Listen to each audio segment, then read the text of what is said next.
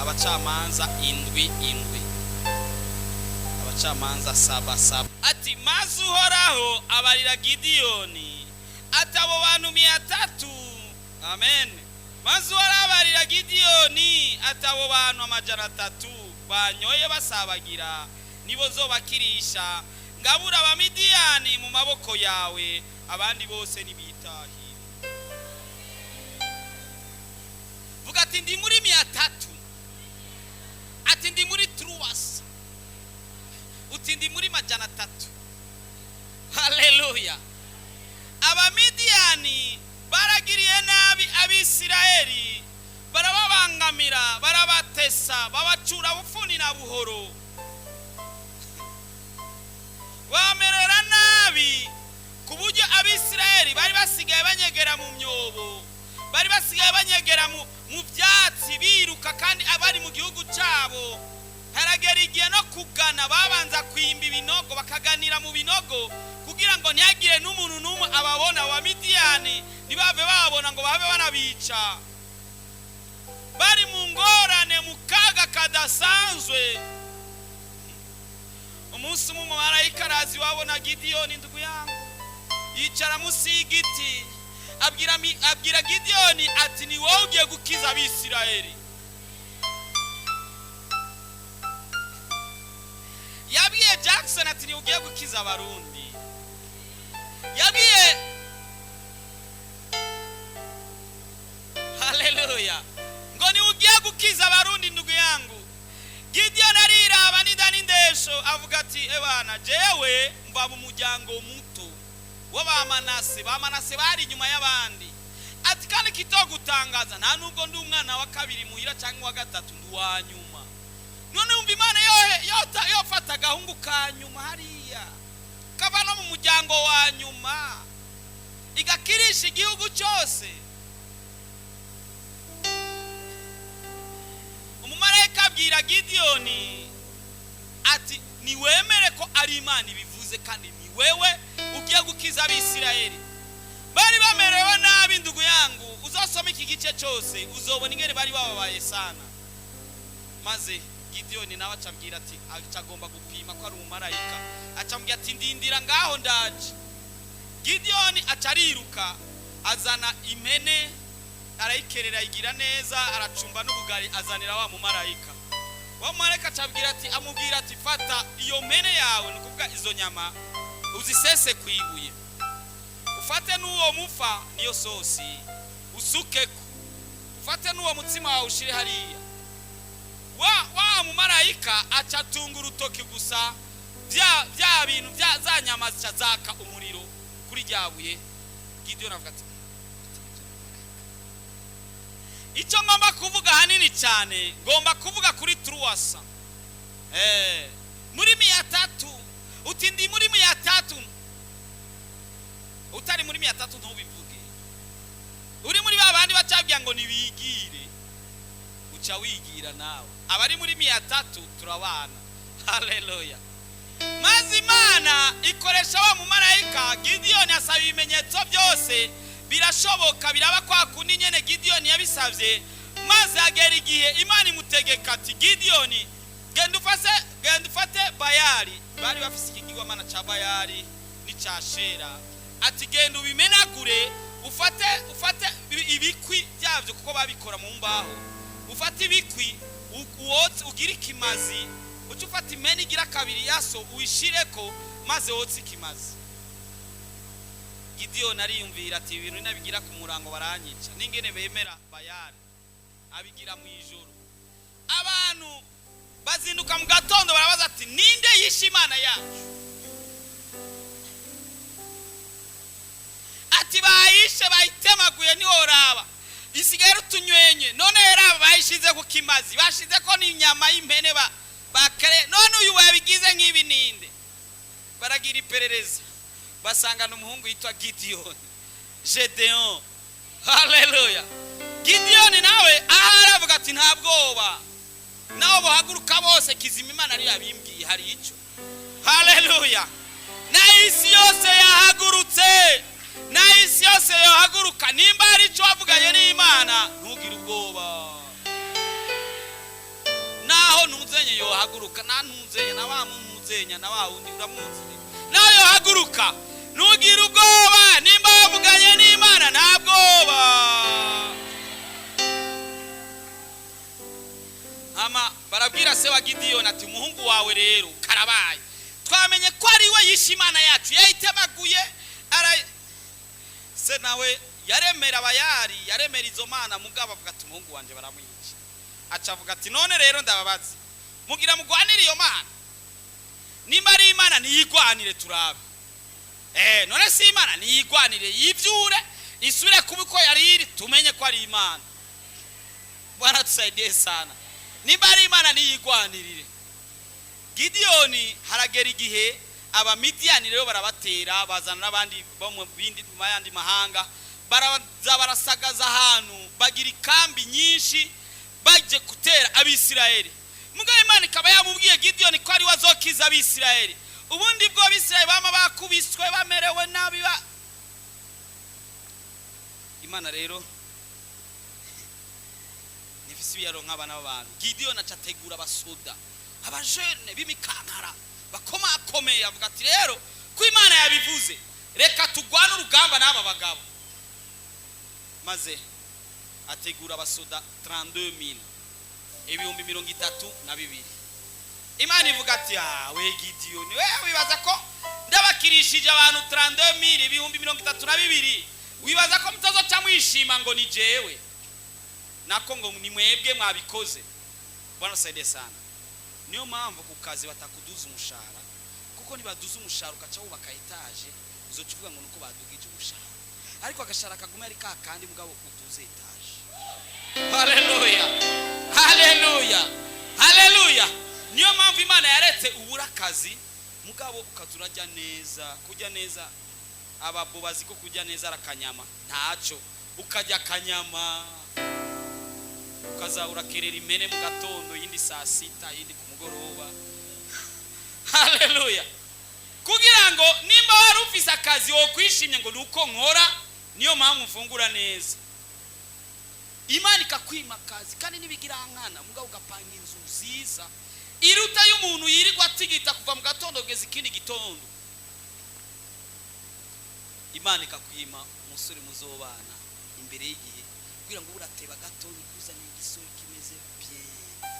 Haleluya haleluya haleluya. Hari ibyo Imana igira kugira ngo niwishime. Buriya nimba ari icyo Imana ikunda irakunda icubahiro cyane. Nubwe ngurumba ngo ni jewe ni Imana. Abantu 32,000 Imana ivugira ati Gidiyoni abo ni benshi gabanya. Gidiyoni acaragabanya kuramo 22,000 hasigara 10,000. Imana imugira ati ni 10,000 biracari byinshi. Imugira ati reka ndakwerekere yo nimbutabizi gira ikizamini bajane kuruzi bose baje kunywa amazi hama abanywa amazi bayanywesha ururimi nka kujya kwimbwa ubashira ku ruhande rwabo abinjira mu mazi bakayayora guca ubashira ku ruhande rwabo. Examen utazi none bande baza kwemerwa n'Imana muri aba babiri. Sasa bagiye banywa amazi nyene binjiramo bayora sawa sawa byinshi kumbe nibo batabizi baja ku rupemberi babandi babunama gutya bakanywesha umunwa baja muri truwasa. Muravyumva bigira mugeza ati ndi muri truwasa. Haleluya. Imana kimubwira ati abo 300 abo 300 nibo ngomba kukorana nabo mukuja gutera kandi nibo ngirisha igihugu cyanyu abantu 300. Ibihumbi 32 bigiye pembeni ajanye abantu 300. Bwira mugenza bati 300. Mubaza turaza gaswahili 300 na 300.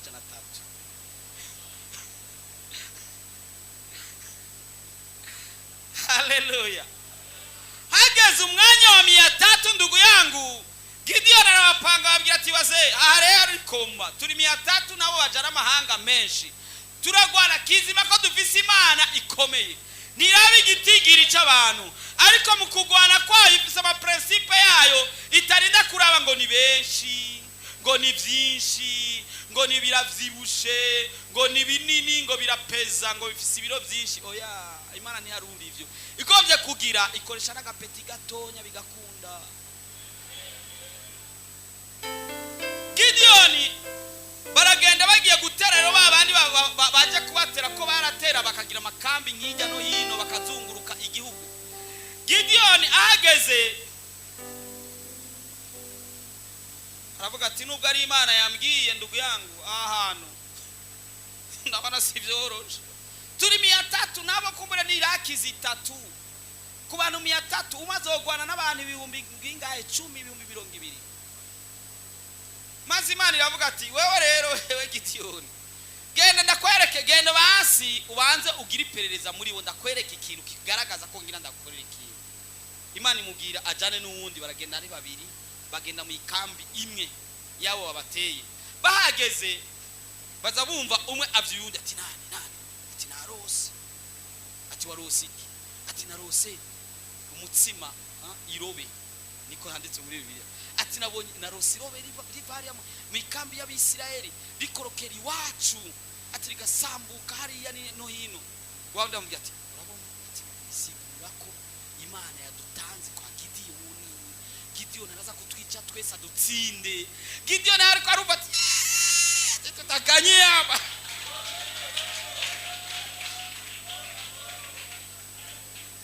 Imana ikibwira Gideoni ase umeona sasa, wabonye ndabereka biciye kuri wewe, genda. Gideoni afata akira ka system, afata imibindi, sinzi ino ibujumbura ko muzi imibindi bayita mutungi babandi bavuga mu Kiswahili. Haleluya. Bafata utubindi imibindi bafata bashiramo umuriro, hama bafata bagenda bafise n'ibigwanisho byabo, bagera hafi ya makambi bafise n'inzamba murazizi. Bafata za karabo ayo ya mibindi bakubita hasi cyarime, bacakoma induru na za nzamba. Baba soda babateye bacatangura kwicana bonyene. Haleluya. Bagideoni birabira sinema ya gusa batarinze kuriha bitegereza. Haleluya. Abasigaye mkuku wabo. Haleluya. Imana ikiza igihugu ku bantu 300. Baba hizi atari babandi basubiye inyuma, reka twasubire kandi twasome. Ni 7:7. Abacamanza 7:7. Kugira ngo muzovyibagire ni 7. Haleluya. Ufise umuntu mwitiranwa yitwa na Kunyandwi cuvyibuka bose. Abacamanza 7:7.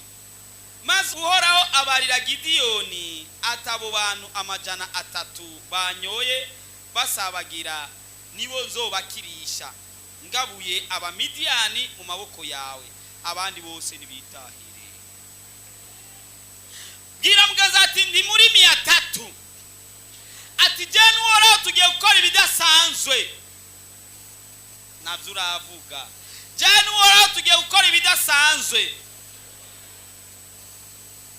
Waratewe Abamidiyani bawe sinzi ko ari bande, kumbure n'ubukene, kumbure n'inzara, kumbure no kubura impuzu, kumbure no kubura imodoka, kumbure no kubura inzu, kumbure no kubura iki canke kiriya, ariko kuri muri 300 waje gusa ku rutonde rw'Imana kugira ingene biza kugenda, ugiye kuwirukana Abamidiyani bawe muri uno mwanya. Uno musi n'umusi wo kwirukana Abamidiyani bawe, wowe wemere gusa ko ari Imana igomba ko wirukana Abamidiyani. Naco bitwaye nubwo baba ari benshi cyane bangana iki, uraza kubajya nk'imigate, kandi imigate yashize mu icayi. Uraza umukate utashize mu icayi wo gumana gatonya, umukate washize mu icayi canke mu cayi sinzi ingene bavyita. Haleluya. Haleluya. Uziko Abamidiyani bamaze imisi bagusumbuwa, bakugora sana. Hari udusore tuguma tukugora, hari udukumi tuguma tukugora, hari bipapa bisigaye bikugora, hari bimama bisigaye bikugora, ariko uno munsi ndugu yangu Abamidiyani baroboka.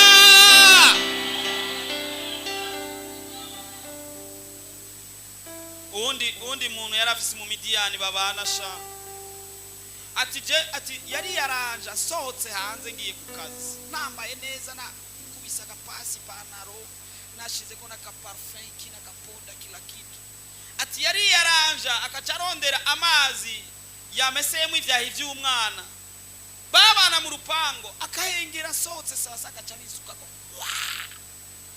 ati sorry abosaba Midiyani ariko agiye kubanesha abamidiyani. Ubundi nawe yarafise mu Midiyani babana sha yari umugore wiwe. Umugabo yashitse muhira, umugore yaca amubwira ati ni uteka, ni ucumba, ni umesa ivyahi vy'umwana. Agize acaharira gatona akakubita kwanza amakofa abiri. Kandi kigabo cikigata, umugabo gikijijwe ndugu yangu. Yari afise mu Midiyani mu nzu. Ariko Yesu agiye kuneshereza aba Midiyani. Harundi usanga afise mu Midiyani ku kazi. Yama yiyaranje umushahara wiwushike utevye, iyindi mishahara igashika kare. Ngo umushahara wawe ugashika utevye. Mugabo abandi basaba credit bakaronka, mu Midiyani ari mu kazi kawe, akazibira umushahara wawe ntushike, akazibira ko credit yawe itaba. Mu Midiyani ari mu kazi kawe akanga ko uduzwa ipete cyangwa uronka promotion. Mugabo no munsi mu Midiyani ahari turaza kumuhonyora mu izina rya Yesu Kristo wa Nazareth. Uraza aba Midiyani ngene bari bameze nabi. Bari bamereye n'ababisirayeli. Kumbura ufise Midiyani wawe yamamena amacupa iwawe. Ukibaza ngo na mama chance, ukibaza ngo ni mikoshi. Natera musitunga amezi abiri. Nagasaha nikidongo nibikunda. Ugashize ku meza uwo munsi yacabanya mugigima mu nzu wawe honyene. Ugasanga kama agasari pahasi. Ukibaza aho vyavuye barasaidie sana. Ugasanga ufise Midiyani w'impuzu ukugoroye impuzu ni kwisha. Ukukoza ku kintu niko kimeneka. Uko winjiye mu nzu y'abandi niko usanga washizeho ibyondo utabizi. Waje mu modoka mugabo winjiye mu nzu y'abandi bise amakaro ugasanga ibyondo kumwe. Ukiyumvira aho wabikuye ukabura, uyo no mu Midiyani. Ariko aba Midiyani bagiye komogwa na Gideon muri Truwasi. Kizima ko ndi aba muri Truwasi. Reka isigire. Sinzi kufisi namba ya kangaye muri Truwasi. Iya mbere, iya kabiri, iya Truwasi nacho. Nayo ya Truwasi Kizima mba ndi muri Truwasi. Muri Truwasi turatesa. Hallelujah. Hallelujah. Satani yatangura kujugumira ati ari muri Truwasi. Ni problem. Uzi aba Midiyani witeke wifitiye restaurant abantu bakaza bakajya mugabo ntibari. Hari umugabo umwe yari afise iyo system yo kutariya ku ma restaurant yagendana ibihere bitatu. Wamuha ibifungurwa yaheza kubifungura akacafata byabira akacabishira ku meza akaca guhamagara ati urabona injya maduhaye ziri mu bihe ati muhora noriya ati ndabishira hejuru n'abandi bavyumva akacumbya ati genda utarisha aho gwakira nayifana. Uyo si mu Midiyani ahombye abantu. Bwana tusaidie sana. Mu Midiyani yinjiye muri bisi. Uzobumva uzababona bamurisha kikausha mukani sasa kazabumva ngo mimi ni mfanyakazi. Mfanyakazi yari agomba kuba ko ari umushoferi cyangwa umukonvoyeri wa yandi mabisi. Konvora kamaza umfanyakazi wa bisi gani ko tutakuzi? Asi mimi ni mfanyakazi. Akarinda soka ati sitalipa mimi ni mfanyakazi. Uyo no mu Midiyani. Araguhombesheje mu Midiyani. Ariko Yesu agiye kukuneshereza ndugu yako Kizima kuri muri Truwasi. Uno munsi aba Midiyani bose uko bakabaye kose biraheze ivyaho. Babwira ati kwa heri Midiyani. Ati Kizima ko ndi muri Truwasa nta n'urusoro rwanje nida gusohora. Erega aba kwa Gideon ntibarize no kurasa. Yami bindi garagara. niyo bakubise hasi nakamu baromuka. Haleluya. Ndagomba twinjire mu mwanya w'amasengesho. Urafise abamidiyani bawe, urafise ikintu cyanse guhera muri wowe, urafise ubusambanyi bwanse guhera, urafise inzigo yanse guhera, urafise ibintu bitakunda byama byanka, muri kumwe n'abandi kuri level kanaka mugabo era abaho mwatanguranye bageze muri kaminuza uri muri 9e. Iyo ni midiyani yawe, ari ikintu menga ntugomba ntibikunda kudepasa kubera muyomba wawe nawe nyene ntiyigeze arenga 9e, papa wawe ntiyigeze arenga 9e, grand frère ntiyigeze arenza 9e. Ubuzima bwawe umeze uko bibandanye uko mugabo urafise ubasha kubwira abamidiyani birahagije, ça suffit. Aho byakaberera kera uno musi truasa bahagurutse kandi uno musi biraza guhinduka, ubyango bikunde birahinduka mu izina rya Yesu. Urazi gufatwa nabi n'abamidiyani bagusanze iwawe murabone kandi Gideon ahari kandi n'abazoja muri truasa tuhari murabone. Oya vrema, oya tangura kudondagura abamidiyani bawe uko bakabaye kose. Haguruka.